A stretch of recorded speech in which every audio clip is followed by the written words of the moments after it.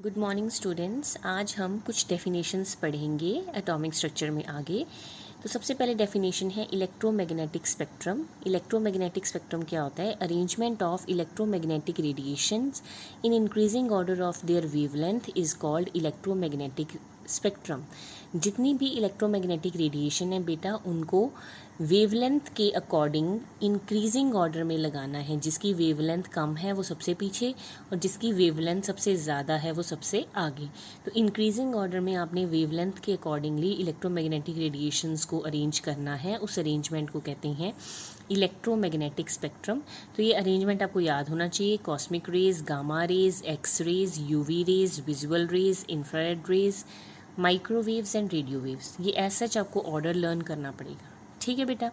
Next is characteristics of a wave. Wave की क्या characteristics हैं? अगर आपको वेव पता हो तो वेव ऐसी होती है, ऐसे ऊपर नीचे फिर ऊपर फिर नीचे। ठीक है, ये एक वेव है।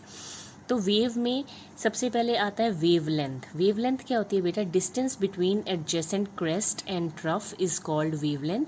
It's units are metre, centimetre, angstrom, nanometre and picometre. ठीक है। वेवलेंथ क्या होती है बेटा? ये जो ऊपर वाला पार्ट होता है इसे कहते हैं क्रेस्ट, ये जो नीचे वाला पार्ट होता है इसे कहते हैं ट्रफ। ये क्रेस्ट, ये ट्रफ।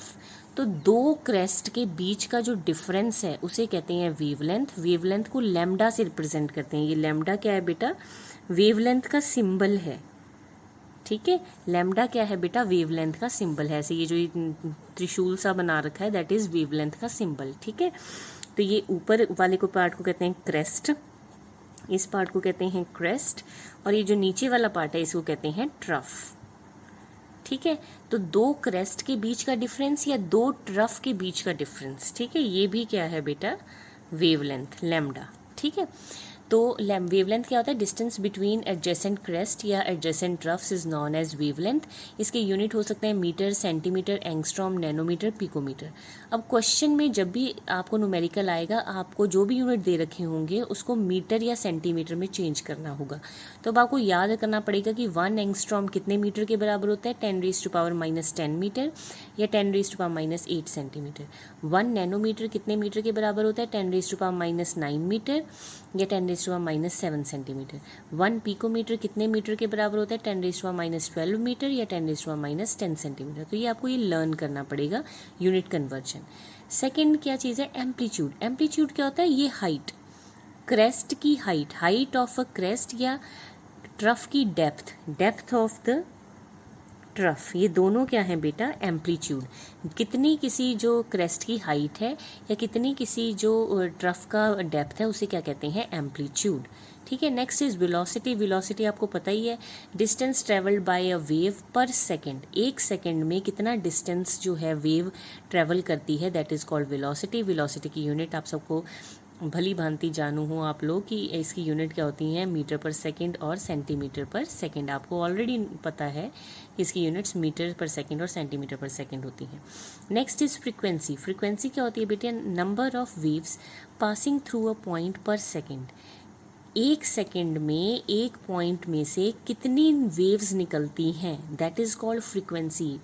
एक सेकंड में एक पॉइंट में से कितनी वेव पास होंगी दैट इज कॉल्ड फ्रीक्वेंसी। इसकी यूनिट क्या होते हैं? पर सेकंड। सेकंड पर सेकंड मतलब सेकंड इनवर्स, सेकंड के ऊपर -1 सेकंड इनवर्स। या इसके यूनिट हो सकते हैं साइकिल पर सेकंड, या उसके यूनिट्स हो सकते हैं हर्ट्स, या इसके यूनिट हो सकते हैं किलो हर्ट्स। ठीक है, तो फ्रीक्वेंसी क्या है? कितनी नंबर ऑफ वेव्स एक पॉइंट में से एक सेकंड में गुजरती हैं।